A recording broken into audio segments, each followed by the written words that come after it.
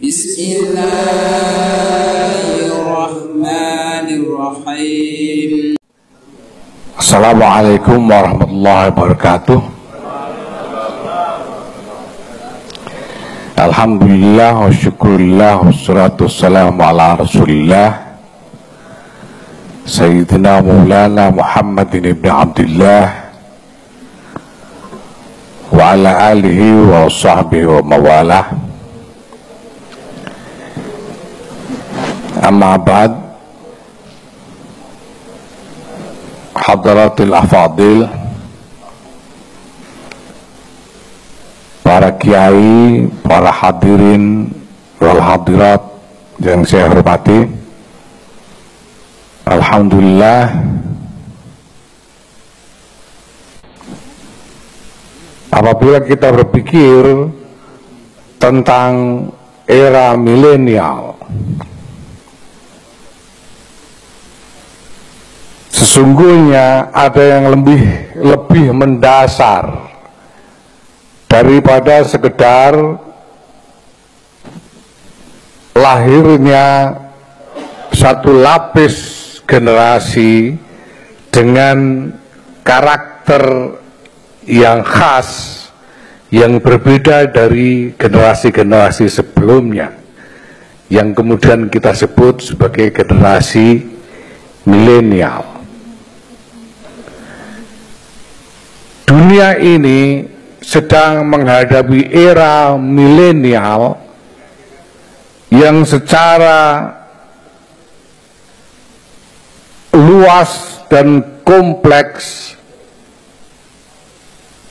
mewujudkan perubahan-perubahan luar biasa, menghadirkan realitas-realitas baru yang belum pernah ada di dalam sejarah peradaban umat manusia selama ribuan tahun. Baru kali ini peradaban umat manusia mengalami yang seperti ini. Belum pernah ribuan tahun sebelumnya. Internet adalah salah satu contoh.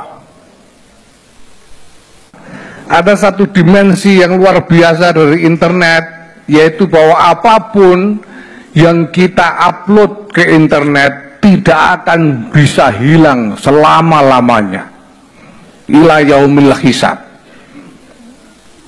Jadi posting di berbagai platform media sosial misalnya, atau di website-website, walaupun kita hapus sendiri, masih bisa di-track sehingga ketemu lagi posting yang sudah dihapus itu.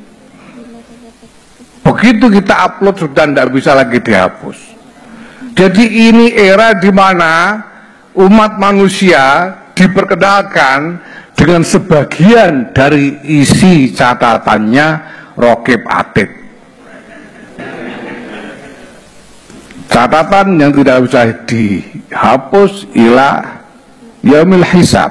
Ini hanya salah satu saja. Nah, di luar itu ada banyak fenomena-fenomena besar yang belum pernah kita alami sebelumnya. Perubahan-perubahan yang bersifat, yang berskala peradaban. At-taghayyur al-hadari, civilizational change. Perubahan-perubahan besar itu sekurang-kurangnya menyangkut 4 fenomena besar. Yang pertama adalah fenomena perubahan besar di dalam tata politik dunia. International political order. Ini adalah era di mana lahir tataran politik internasional yang belum pernah ada sebelumnya. Perubahan-perubahan dalam tataran politik itu, pertama, perubahan tentang identitas negara-negara. Sebagai titik tonggak perubahan, kita bisa sebut Perang Dunia Pertama dan Perang Dunia Kedua sebagai tonggak perubahan. Sebelum Perang Dunia Pertama, hampir tidak ada satupun negara atau kerajaan yang tidak mengadopsi identitas agama.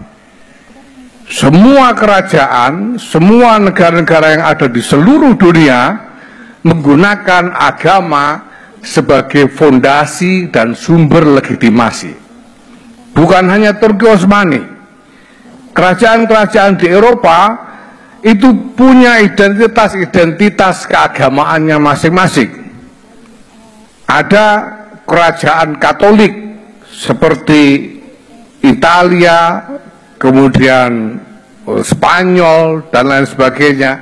Ada kerajaan yang membangun struktur keagamaannya sendiri seperti Inggris dengan Anglikan dan sebagainya.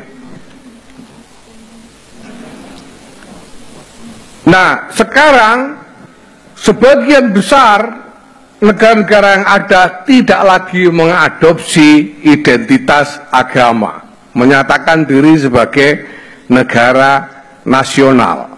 Hanya beberapa negara saja, sebagian kecil yang masih menggunakan identitas agama.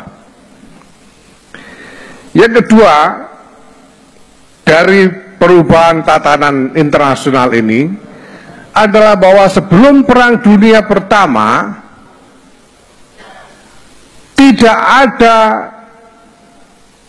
struktur yang mapan terkait batas-batas negara. Karena eksistensi negara mengandalkan kapasitas militer masing-masing, maka batas negara adalah sejauh klaim militer, dalam arti sejauh jangkauan kapasitas militer masing-masing, sehingga tidak ada batas-batas negara yang mapan. Maka hubungan antar negara, apalagi yang bertetangga, ini didasarkan pada perang abadi, didasarkan pada constant warfare, karena tidak ada perbatasan yang mapan. Inggris dan Perancis itu selama-lamanya berada dalam konflik militer, dan hanya kadang-kadang dijembatani atau dilunakkan melalui apa? Melalui perkawinan antara keluarga raja masing-masing. Ada putri Inggris dikawin raja Inggris dan sebaliknya. Itu terjadi juga dengan negara-negara yang lain. Prusia dengan Austria pada waktu itu dan seterusnya. Nah, sekarang karena kita sudah lahir rezim internasional, yaitu Perserikatan Bangsa-Bangsa, maka yang namanya perbatasan negara didasarkan pada legitimasi internasional, sehingga tidak bisa lagi sembarangan satu negara walaupun bertetangga melakukan invasi kepada negara yang lain. Nah, fenomena perubahan besar yang kedua dalam skala peradaban, kalau tadi tataran politik internasional, yang kedua adalah soal demografi. Yang ini terkait juga dengan yang pertama. Dulu karena setiap negara itu punya identitas agama, maka warga negara dari setiap kerajaan ini juga didefinisikan berdasarkan agama. Status, kelas, privilege ditentukan oleh agama. Jadi yang namanya hukum kafir dhimmi dan kafir harbi itu tidak hanya kita temukan di lingkungan khilafah Islamiyah seperti Turki Utsmani, tetapi juga ada di negara-negara agama yang lain. Kalau ada hukum orang murtad harus dihukum mati, itu kita temukan bukan hanya di lingkungan kerajaan Islam, tapi juga di lingkungan agama-agama yang lain, karena setiap agama mengadopsi identitas, setiap negara mengadopsi identitas agama. Orang Inggris kalau tidak mau ikut Anglikan, dia akan dipersekusi, diusir atau dibunuh. Itu sebabnya sampai sekarang Inggris masih harus mewarisi konflik yang mendalam berhadapan dengan Irlandia, karena Inggris Anglikan, Irlandia kukuh dengan Katolik. Nah, sekarang karena negara-negara ini sudah tidak lagi mengklaim identitas agama, maka basis agama sebagai penentu status kewarganegaraan juga tidak ada lagi. Itu sebabnya maka di sebagian besar negara yang ada, kewarganegaraannya campur aduk dari segi agama maupun etnik. Sekarang tidak ada lagi negara yang misalnya dikhususkan untuk orang Kristen atau orang Katolik, tidak ada lagi. Semuanya campur aduk. Bahkan sejak tahun 1970-an ada migrasi besar-besaran dari penduduk-penduduk Muslim di Afrika Utara dan Timur Tengah ke Eropa dan Amerika. Sehingga sekarang ini ada populasi Muslim yang sangat signifikan di Eropa dan Amerika yang belum pernah ada sebelumnya. Di Eropa sekarang sudah sekitar 45% dari 700 juta penduduk. Bahkan di Birmingham, salah satu kecamatan di London, yang di situ ada istana Ratu Inggris, kecamatan Birmingham ini penduduk muslimnya sudah 20%. Sangat signifikan. Di Amerika sendiri yang tercatat mungkin sekitar 2%. Tapi kita tahu bahwa di sana ada unregistered citizen alias imigran gelap, pendatang haram yang luar biasa besar, sehingga mungkin akan lebih besar lagi jumlah populasi muslim di Amerika. Di mana-mana sekarang warga dengan identitas yang beragam hidup bertetangga satu sama lain di perkampungan yang sama. Nah, akibatnya Bapak Ibu sekalian, ini akan menimbulkan perbedaan konsekuensi dari konflik antar agama.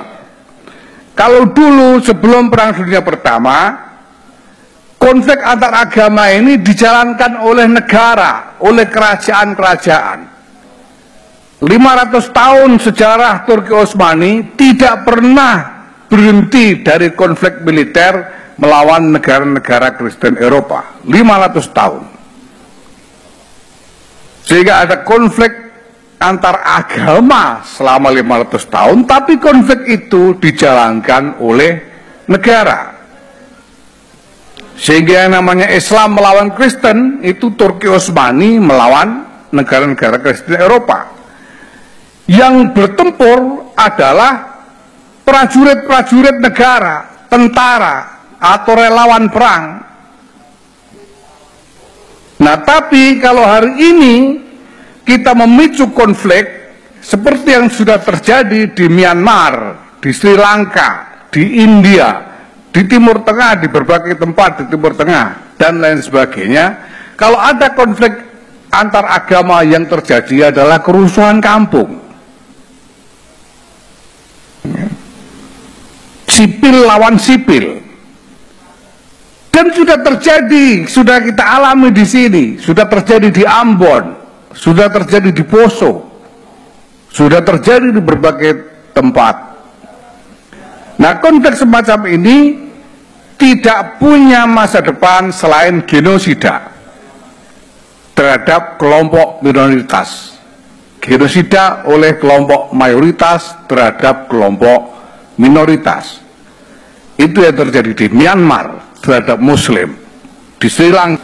Itu yang terjadi di India karena menangnya kelompok apa namanya, yang berbasis, kalau di sini mungkin akan disebut sebagai FPH, Front Pembela Hindu. Kalau di sana Bharatiya Janata Party ini mereka anti-Islam dan menjadikan Hindu sebagai senjata politik untuk menggalang dukungan. Sudah terjadi di Irak. Pada masa Saddam, populasi Kristen di Irak itu lebih dari 2 juta populasi Kristen. Sekarang setelah kurang dari sekitar 15 tahun Saddam jatuh, tinggal 200.000 karena mengalami genosida. Nah, yang ketiga adalah perubahan evolusioner pada standar norma-norma. Sebelum Perang Dunia Pertama, Bapak Ibu sekalian, ya, ada banyak hal yang berubah. Contohnya adalah norma tentang perbudakan. Sebelum Perang Dunia Pertama, perbudakan itu normal, sah, legal, legitimate di mana-mana. Turki Utsmani itu ketika kalah perang dan runtuh, dia masih punya istana dengan ratusan harem budak perempuan yang sampai sekarang masih beredar foto-fotonya di internet, dan itu bagus-bagus sekali fotonya, karena Auratul Amad itu kan cuma bayna surah warubah, jadi fotonya bagus. Sebelum perang masih normal, walaupun pada sekitar abad ke-18 Abraham Lincoln sudah mengumumkan dilarangnya perbudakan di Amerika, tapi masih berjalan normal di mana-mana. Bahkan sampai hari ini masih ada. Mauritania, walaupun Perserikatan Bangsa-Bangsa sudah membuat resolusi agar Mauritania melarang perbudakan, mereka membuat undang-undang pelarangan perbudakan tapi tidak mau melaksanakannya, dan tetap membiarkan orang-orang memelihara budak. Apa alasannya? Wong halal kok nggak boleh gitu. Ini Mauritania, negara Muslim, salah satu negara mayoritas Muslim di Afrika. Sekarang kita tidak mau terima lagi perbudakan, gitu. Itu. Jadi kita tidak mungkin misalnya walaupun Rais Am atau Ketua Umum PBNU tidak mungkin berani memelihara budak sekarang, karena perbudakan sudah dianggap sebagai sesuatu yang nista dan tidak diterima.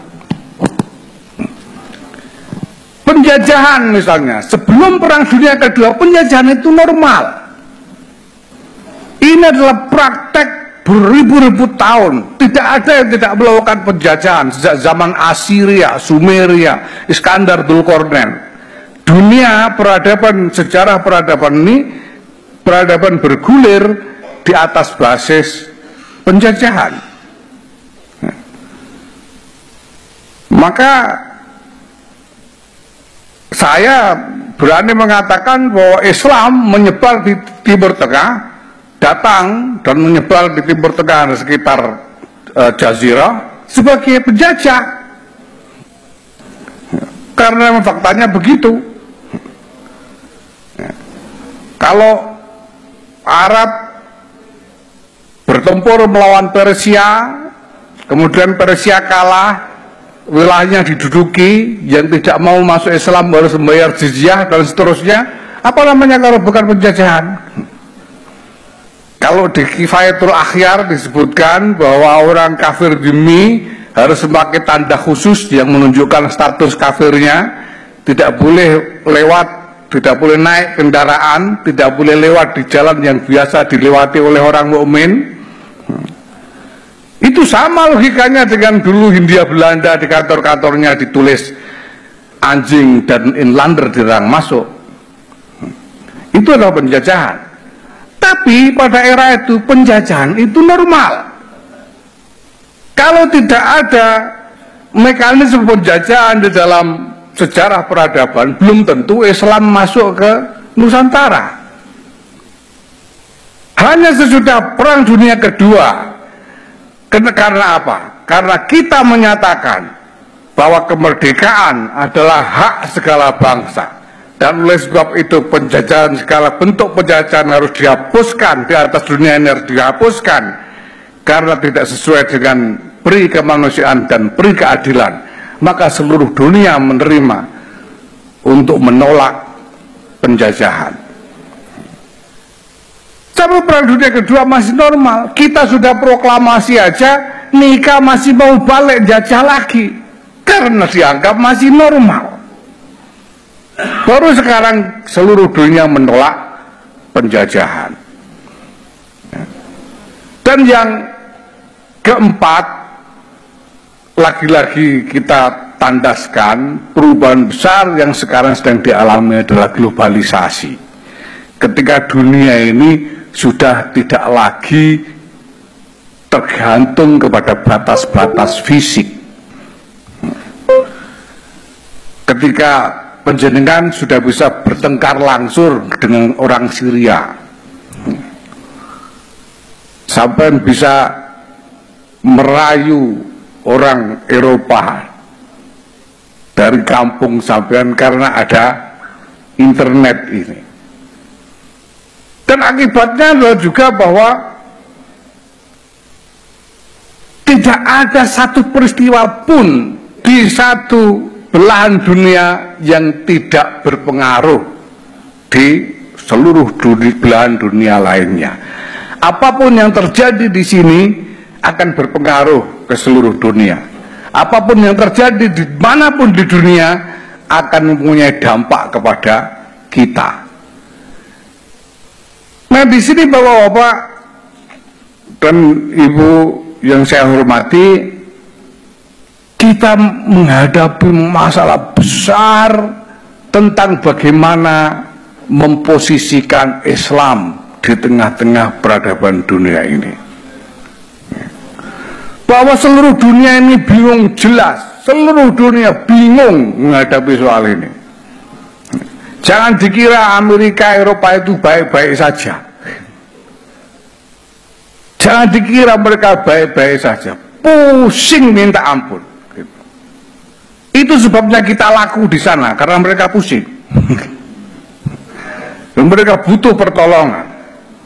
Seluruh dunia bingung. Nah, di antara kebingungan yang menjadi isu utama hari ini adalah bagaimana kita memposisikan Islam di dalam dunia baru ini. Kalau dulu kita punya nilai bahwa yang namanya orang kafir itu adalah musuh. Orang kafir itu aduwullah wa aduwukum, misalnya positioningnya. Pada waktu itu mungkin norma ini punya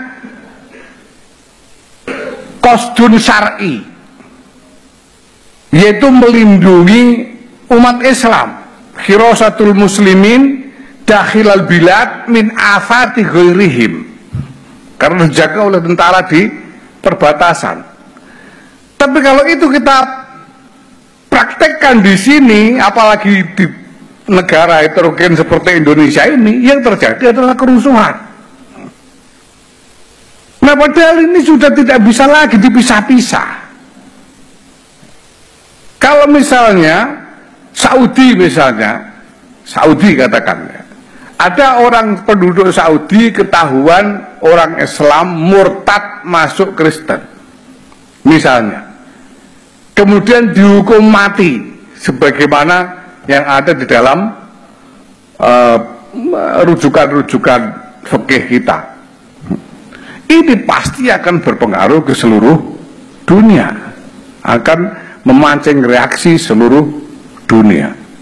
Jadi ini bukan hanya persoalan kita saja di Indonesia ini saja, tapi ini masalah global, masalah peradaban yang harus kita hadapi. Kita cari jalan keluarnya untuk seluruh dunia, bukan hanya untuk Indonesia saja. Semua persoalan-persoalan yang kita hadapi, yang sekarang muncul, yang membuat kita prihatin, tidak lagi bisa diadres atau ditangani secara parsial. Semuanya membutuhkan manuver-manuver global. Itu sebabnya saya pokoknya mau nekat masuk gelanggang. Nekat masuk gelanggang. Kalau sekarang saya ditanya apa hasil kunjungan ke Yerusalem sekarang, ya saya masuk gelanggang. Namanya masuk gelanggang itu ya ikut berkelahi. Kepruk-kepruan ya kepruk-kepruan, saling tipu ya saling tipu, kalau benjut ya biar saya rasakan gitu. Supaya kita ikut di dalam pertarungan, supaya kita tidak hanya duduk menjadi penonton, sedangkan kalau ada apa-apa kita juga ikut jadi korban. Kita harus ikut menentukan, dan untuk itu kita semua harus membangun perspektif ini. Jadi Bapak Ibu sekalian, kita sudah tidak punya pilihan lagi selain harus masuk dalam pertarungan ini. Kalau kita perhatikan seluruh dunia Islam dari Maroko sampai Bangladesh, dari Maroko sampai Bangladesh, tidak ada yang selamat. Semuanya menuju pada kegagalan sosial dan keruntuhan peradaban.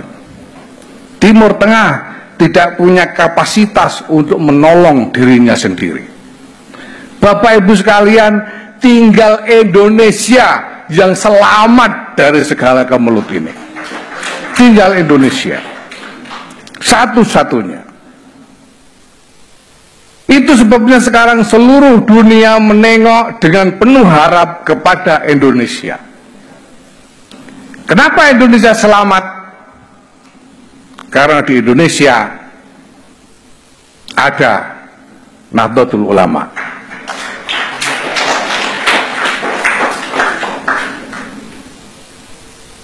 Maka Bapak Ibu sekalian, dunia hari ini menaruh harapan kepada Indonesia, menaruh harapan kepada Nahdlatul Ulama. Kalau kita tidak bisa bertahan dari segala cobaan ini, kalau Indonesia tidak bisa bertahan, maka seluruh umat manusia akan kehilangan harapan. Semoga Allah Subhanahu wa Ta'ala melindungi dan memberikan pertolongan, kekuatan kepada kita semua untuk menjalankan wadifah yang tidak bisa kita tolak ini, yang mau tidak mau harus kita jalankan, dan semoga benar harapan dunia kepada kita bahwa kita bisa menyajikan sesuatu sebagai solusi dari segala kemelut peradaban yang kita hadapi dewasa ini. Amin. Wallahu yuwaffiq bina fi ma yuhibbu yardah. Wassalamualaikum warahmatullahi wabarakatuh.